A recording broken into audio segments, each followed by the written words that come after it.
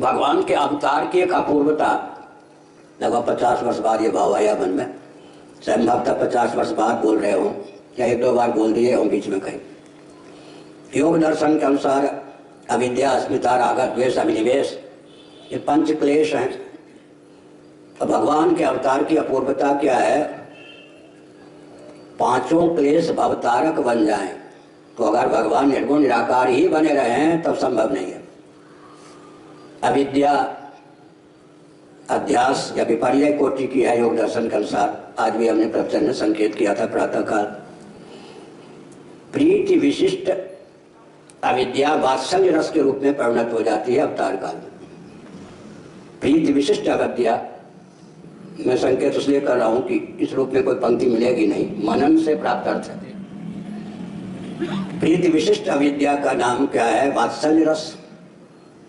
गोमय मंडित या कर्दम मंडित लला, नंदनंदन, शैल छबिले, नटनागर, श्याम सुंदर को देखकर यशोदा के छी सुकर है सुकर।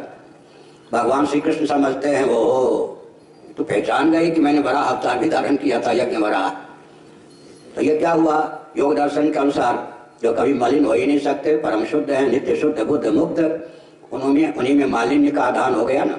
छी छी छी छी, क्या ऐसा रूप? राम राम, छी छी, कैसा बना लिया अपने को? किसी लाला पर किसी के नजर न लग जाए। तुलसीदास जी ने, श्री तुलसीदास जी महाभाग ने श्री कृष्ण भगवान के ऊपर एक ग्रंथ ही लिख दिया, गीतावली, श्री कृष्ण गीतावली। उसमें बहुत बढ़िया एक झांकी प्रस्तुत किया। तुलसीदास जी महाराज के द्वारा प्रस्तुत झांकी मस्त बिल्कुल नहला के, धुला के, काजल लगा के, पलने, दूध पिला के पलने पर लिटा दिया। छल छाविले नटनागर श्री कृष्ण चंद्र परमानंद कंद सुधा सिंह भगवान को। और यशोदा रानी यूं देखने लगी, अपलक नेत्रों से लाला के मुखारविंद का दर्शन करने लगी। लाला कुछ तोतली वाणी, जिसको काकली बोली कहते हैं, बोलना सीख गए थे बाल लीला में। तो लाला से नहीं रहा गया, मुँह माऊं क्यों देख रही है मेरी ओर? दूसरों की नजर से मुझे बचाने के लिए हर समय तत्पर रहती है, कहीं मैया तेरी नजर न मुझे लग जाए। अपलक नेत्रों से मेरे मुखारविंद की ओर देख रही है, क्या सुख मिलता है? बोल तो सही। लाला तेरा पुण्य पुंज ऐसा नहीं है कि इस राशि को समझ सके। देखियो माँ बोलती, मोह समान नहीं पुण्य पुंज, बालक है तेरा। बहुत बढ़िया ना तुलसीदास जी महाराज, मोह समान नहीं पुण्य पुंज, बालक है तेरो। अरे वो कन्हैया मेरे समान, यशोदा के समान तेरा पुण्य पुंज नहीं है जो इस रस को समझ सके। तेरे मुखारविंद का, बदनारविंद का दर्शन करने पर जो मुझे आह्लाद प्राप्त हो रहा है, उसका वर्णन क्यों करूं, कैसे करूं? तू तपस्या कर जन्म जन्मांतरों तक। उस तपस्या के प्रभाव से विधाता से वरदान मांगकर यशोदा बन जा। तो एक रूप से तू छल छबिले नटनागर श्री कृष्ण बना रहा। उस समय जो यशोदा की दृष्टि से तू अपने छल छबिले नटनागर स्वरूप का दर्शन करेगा, उस समय इस रास्ते को समझ पाएगा कि तेरे मुखचंद के देखने से मुझे क्या लाभ है। मोह समान नहीं पुण्य पुंज, बालक हैं तेरो। बहुत ऊंची बात। फिर भगवान श्री कृष्ण ने कहा कि तू काजल लगाती है, किसी की नजर न लग जाए। आज तेरी नजर लगने की संभावना है। बहुत बढ़िया, नजर न लग जाए, तेरी नजर लगने की संभावना है। तो लाला को किसी की नजर न लग जाए, विशेषकर देवियों की, इसलिए काजल टोना लगाए रखती है यशोदा। भगवान श्री कृष्ण सोचते हैं मेरी नजर लग जाए भले ही किसी को, किसी की नजर मुझे क्या लगेगी, लेकिन ये मुझे समझती है। प्राकृत बालकों को जैसे नजर लग जाए तो वो चीखने उठने रोने धोने लगते हैं। इसका मतलब नजर लग ही नहीं सकती, कोई टोना टापर कर ही नहीं सकता। लेकिन वात्सल्य रस की प्रगल्भता के कारण यशोदा में अविद्या के सारे लक्षण, पवित्र में अपवित्र बुद्धि, मृत्युंजय में मृत्युग्रस्त की बुद्धि, ये सब, नित्य में अनित्य की बुद्धि, ये सब, इसका नाम है प्रीति विशिष्ट अविद्या का नाम वात्सल्य रस है। अविद्या भी तारक बन जाती है। कदाचित भगवान अवतार न लें तो अविद्या तारक हो ही नहीं सकती। एक बार पूज्य उरियाबाजी महाराज के यहाँ मैंने ये प्रवचन किया। पूज्य स्वामी अखंडानंद सरस्वती जी महाभाग ने बहुत आशीर्वाद दिया, योग दर्शन को भी डाल दिया इस लीला में, बहुत प्रसन्न हुए। अस्मिता क्लेश है ना, अस्मिता, हम धनवान हम जनवान। सांख्य तत्व कौमुदी में वाचस्पति मिश्र भाग ने अस्मिता को इस रूप में ख्यापित किया, हम धनवान हम जनवान। मैं धनवान हूँ, मैं जनवान हूँ, इसका मतलब देह को लेकर, बाह्य वस्तुओं को लेकर अहमिति का जो उदय होता है उसी का नाम अस्मिता है। अस्मिता तो क्लेश है, लेकिन मधुरीपुर अहमिति भावनशीला जयदेव जी ने गीत गोविंदम में लिखा। और रास पंचाध्यायी में कृष्णो हम गोपियों के मन में, किसी किसी गोपी के मन में कृष्णो हम के भाव का उदय हुआ। अस्मिता है या नहीं? ऐसी अस्मिता तारक है या मारक? तारिका है ना। अस्मिता का अकृष्ट उपयोग कैसे होता अगर भगवान अवतार ही न लेते?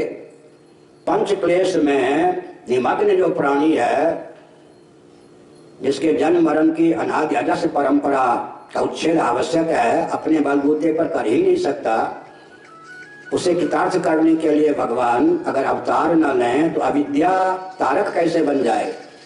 प्रीति विशिष्ट अविद्या का नाम सज्जनों वात्सल्य रस है। अस्मिता का उदय हुआ किन्हीं किन्हीं गोपी में। मधुरीपुर अहमिति भावनशीला कृष्णो हम। अब राग तो तारक है या मारक? पंचक्लेश में ऐसे मारक है, राग के विशिष्ट विषय भगवान बन जाए तो क्या कहना, गोपी भाव का उदय हो जाए। रागास्पद भगवान बन जाए तो क्या कहना।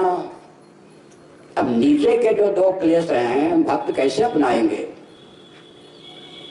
द्वेष और अभिनिवेश का विषय भगवान को कैसे बना सकते भक्त? नारद जी कहते हैं ये पंच क्लेशों में अंतिम दो क्लेश चिंता मत करो, मैं तुम्हारे लिए अधिवक्ता का काम करूंगा, ये LLB भी है, वकालत करूंगा। न तथा भक्ति हो गए ना, प्रीति विशिष्ट अविद्या भक्ति, अस्मिता भी भक्ति। अगर अस्मिता के विषय भगवान बन गए, राग के विषय भगवान बन गए, वो भी भक्ति। अब द्वेष कैसे भक्त करेंगे भगवान से? तो न तथा भक्ति हो गए ना, ये न कहना प्रकार न मनोवृत्ति कृष्णाकार हो। तो जिसके प्रति द्वेष होता है उसके प्रति तो सर्वतो भावेन तादात्म्यापत्ति हो जाती है। तो द्वेष नामक जो क्या है क्लेश, उसका आलम्बन लेकर कंस जैसे व्यक्ति भी तर सके। न तथा भक्ति हो गए ना, तो देखिए अपने शापित जो भक्त हैं वे तो राग नहीं कर सकते, द्वेष ही कर सकते हैं। तो उनका उद्धार द्वेष नामक क्लेश के माध्यम से हो जाए, इसलिए भगवान अवतार लेते। बहुत बढ़िया हो गया। अब अंतिम चीज बड़ा विकट, बहुत विकट अंतिम चीज बड़ी विकट है, वो अभिनिवेश। अभिनिवेश का अर्थ होता है देह में अहमिति की प्रगल्भता के कारण मृत्यु का भय। और अभिनिवेश का और विशद अर्थ होता है अमुक मुझे मार ना दे, अमुक को मैं मारे बिना नहीं रहूंगा, यह अभिनिवेश है। तुम्हारी इत्यादि को ले लिए, वो रा सुनते ही रा, तुलसीदास जी विचार करते हैं कि रा और मोह दोनों हो तो क्या कहना, नहीं तो एक तो सन्निविष्ट होना चाहिए मेरे भावों में, लेकिन झूठा ही लेना, झूठा ही देना, झूठा ही भोजन, झूठ चबेना। श्रीमद् भागवत में किस श्लोक है उसका अनुवाद है ये, मूल श्रीमद् भागवत में। झूठा ही लेना, झूठा ही देना, झूठा ही भोजन, झूठ चबेना, न रा है न मोह। झूठे व्यक्ति के जीवन में न रा है न मोह, न झूठा ही देना, झूठा ही देना, झूठा ही भोजन, झूठ चबेना, न रा है न मोह। माने बिल्कुल व्यर्थ, झूठ बोलने वाला बिल्कुल व्यर्थ। झूठा ही लेना, झूठा ही देना, झूठा ही भोजन, झूठ चबेना। उसे मारे बिना मैं नहीं रहूंगा, नहीं वो आया कंस इत्यादि, वो मारे बिना नहीं रहेगा। अब हो गया ना मृत्यु का भय, क्या करेगा? पूर्ण रूप से तादात्म्यापन्न। सर्प का भय हुआ, फिर डस न ले, एक बार कोई आग में कुछ जल जाए तो आग को देखकर ही डरता है।